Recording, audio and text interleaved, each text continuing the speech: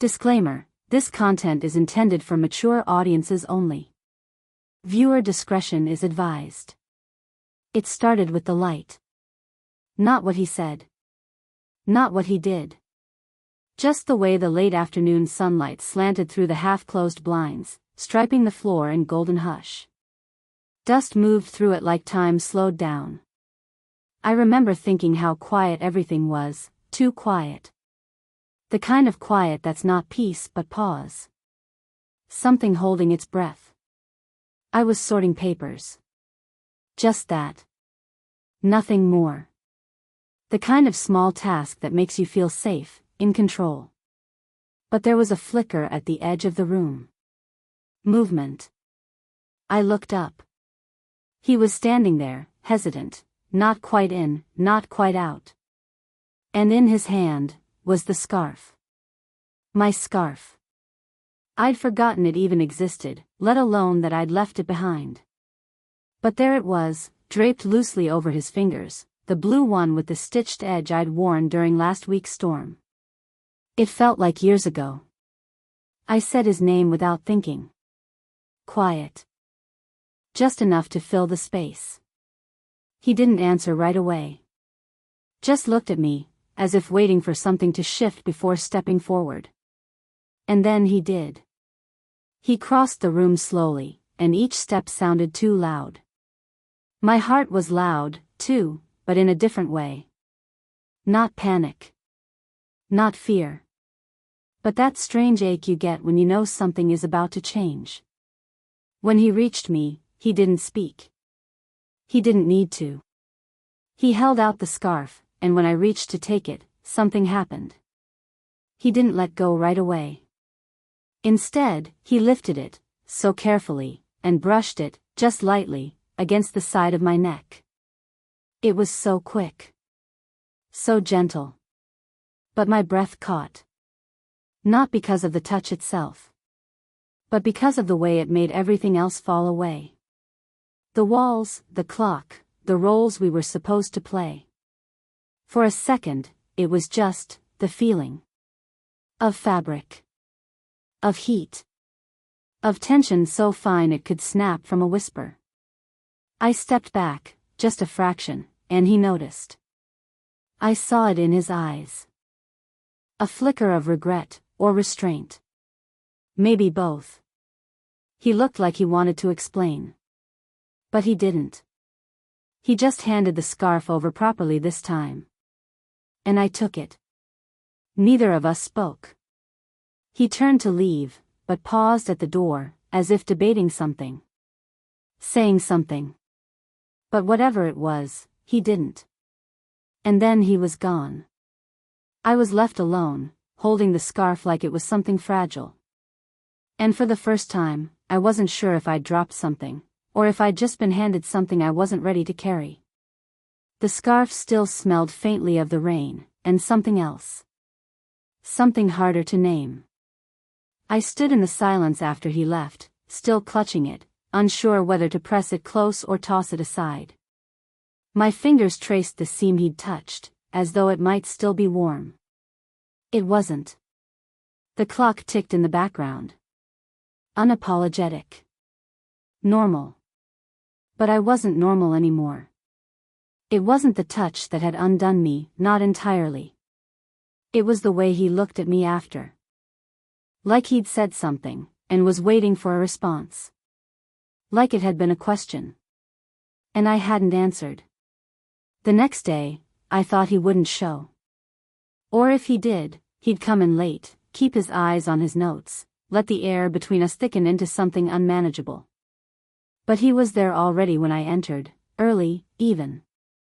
Sitting like always, but straighter. Still. Too still. I nodded in passing. So did he. No words. But something passed between us anyway.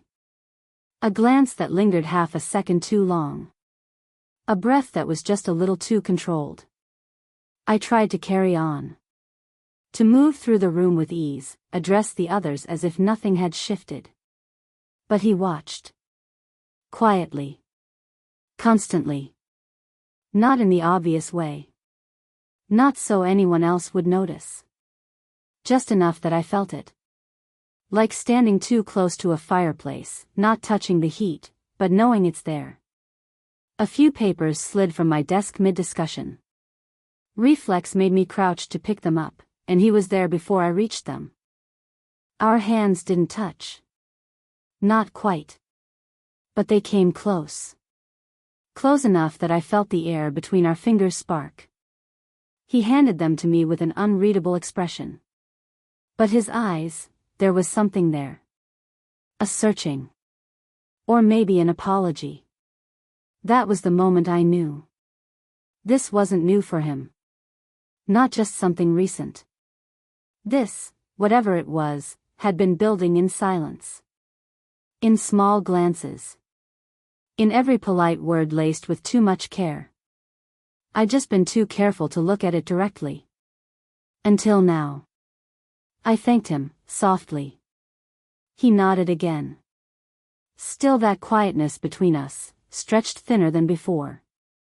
The others spoke around us, unaware. The day moved on. But he never stopped watching.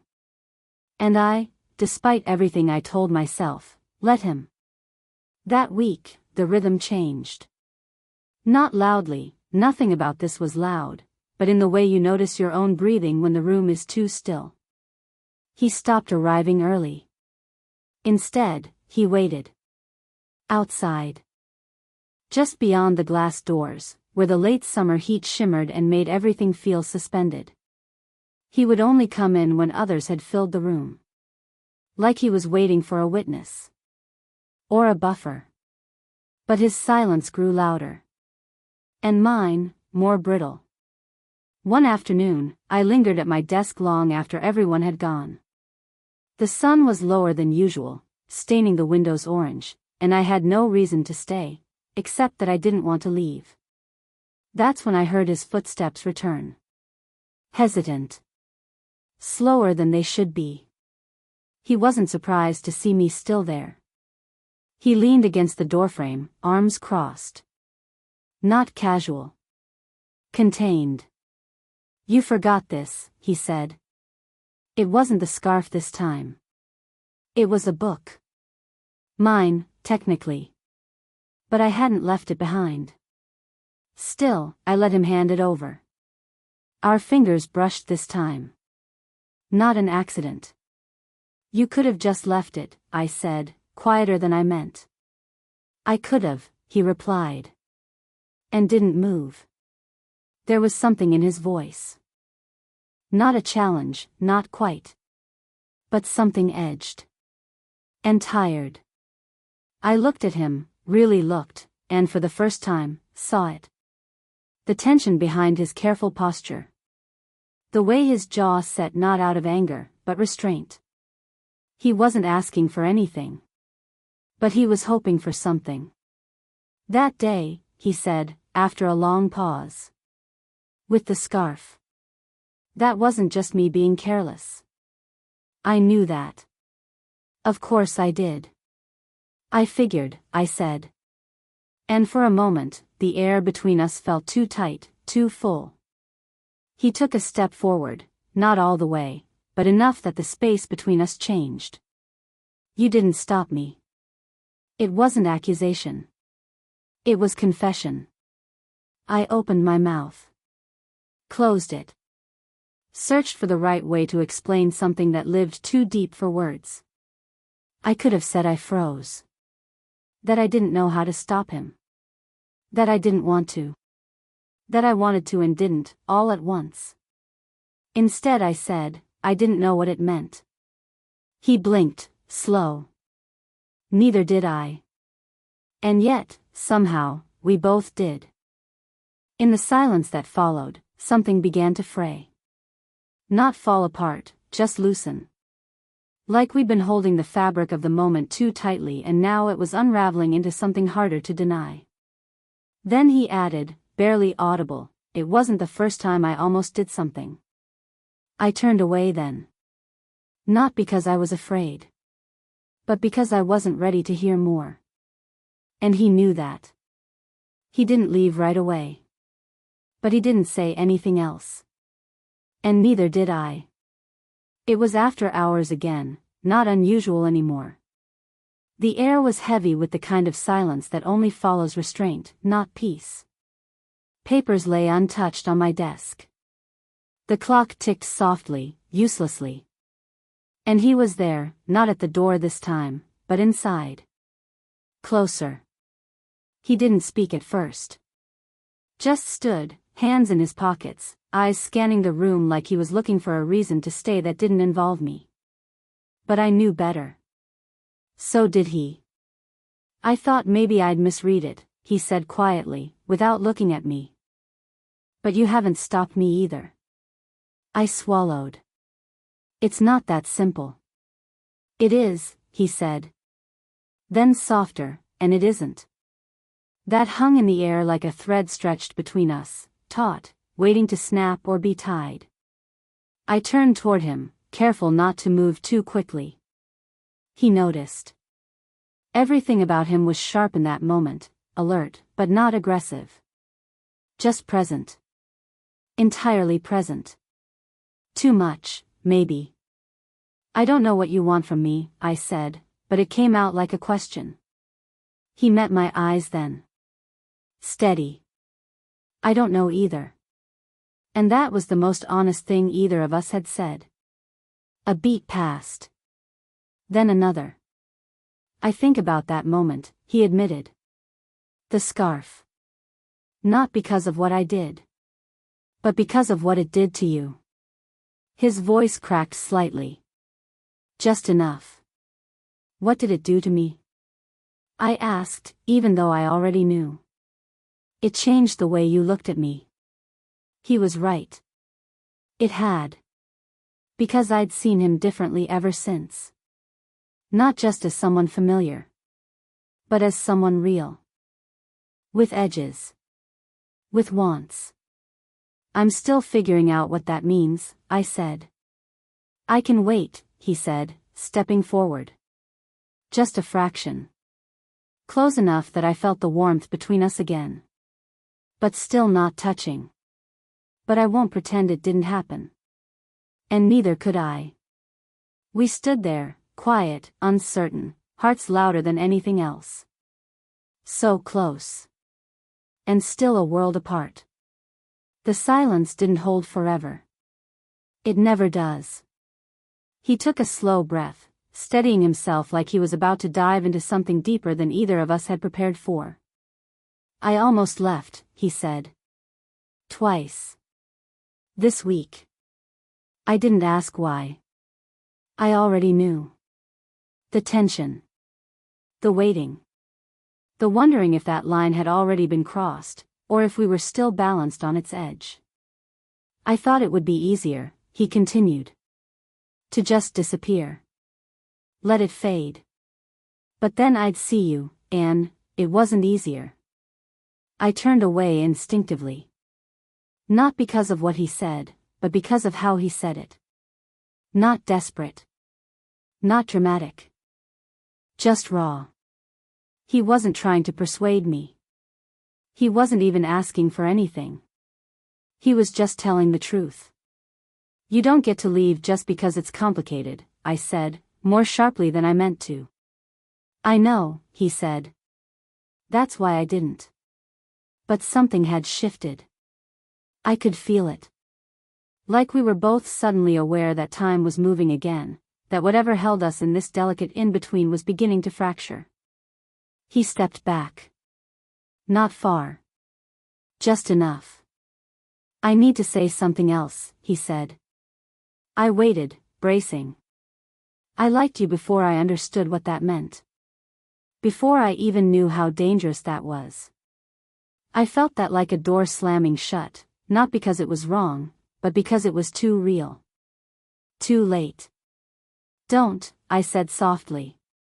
But he went on. I'm not asking for anything. I'm not trying to ruin whatever this is. I can't be the only one carrying it. That stopped me. Because I wasn't sure if I wasn't carrying it. Or if I'd just gotten good at pretending I wasn't. I met his gaze, and in it, I saw the weight of restraint, the ache of holding something back for too long. I've tried not to think about it, I said. What it could be. What it would mean. But you keep showing up. I will, he said. Until you tell me not to. That was the pivot. Not an ultimatum. Not a plea. Just a choice, handed gently to me. But I didn't take it. Instead, I looked down, then past him, to the door. My pulse racing. And then I did something I hadn't expected, I walked.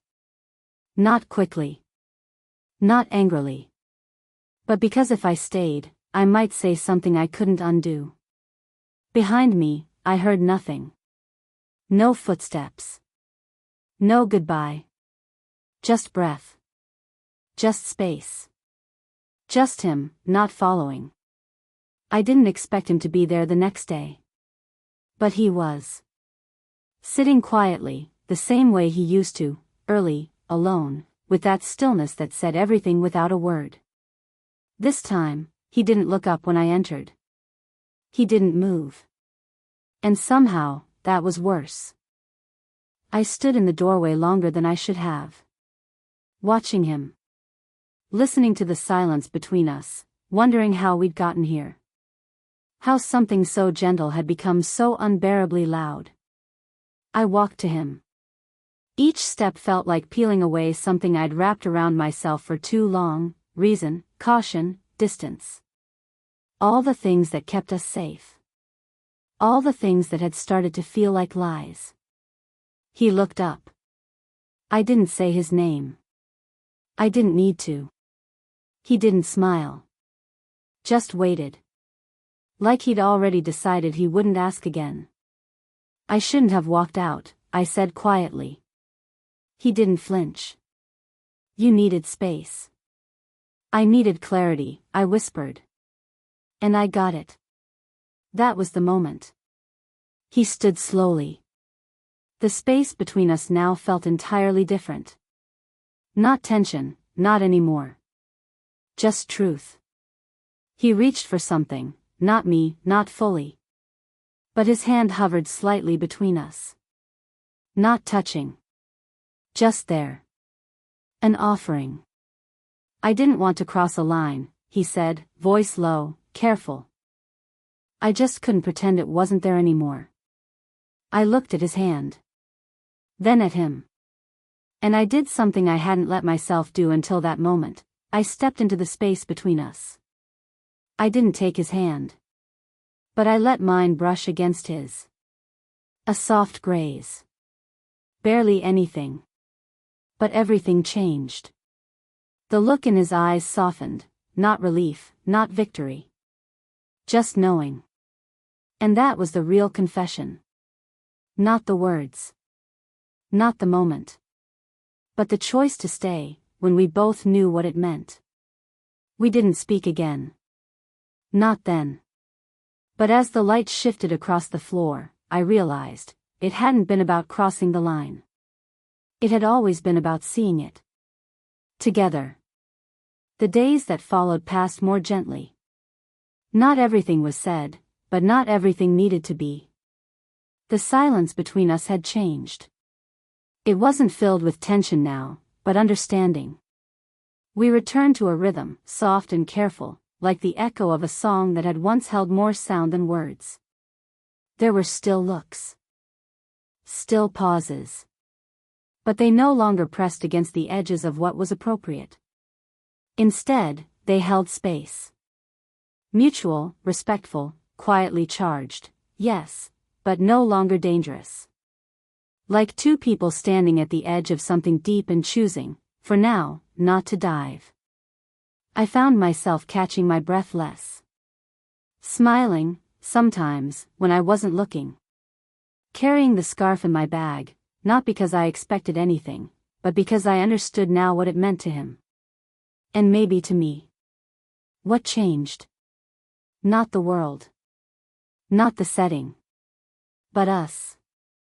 He still showed up early sometimes. Sometimes, I did. We spoke more freely, not just in words, but in the way people speak when they've let go of fear, not because the feelings are gone, but because they've become something else. Something steadier. I asked him once, quietly, if he still thought about that moment, the scarf, the closeness, the look. He nodded. But then he added something I didn't expect. I think about what didn't happen more. That stayed with me. The idea that what we chose not to do, what we stepped back from, might matter just as much as what we shared. Because sometimes restraint isn't silence. It's care. And care, real care, leaves room for growth. As the semester wound on, the air changed. The heat softened. Leaves hinted at turning. Everything felt in motion, but nothing rushed. Not anymore. One afternoon, I stayed late again. Not waiting. Just there. A book in my lap, the light from the window warming the spine. I heard footsteps, but I didn't look up. Not yet. When I did, he was already watching. We didn't speak. We didn't need to. Because sometimes, the ending isn't a goodbye. Sometimes, it's a pause. A breath. A promise that no matter how gently something began, and no matter how delicately it's held, it mattered. And it always will.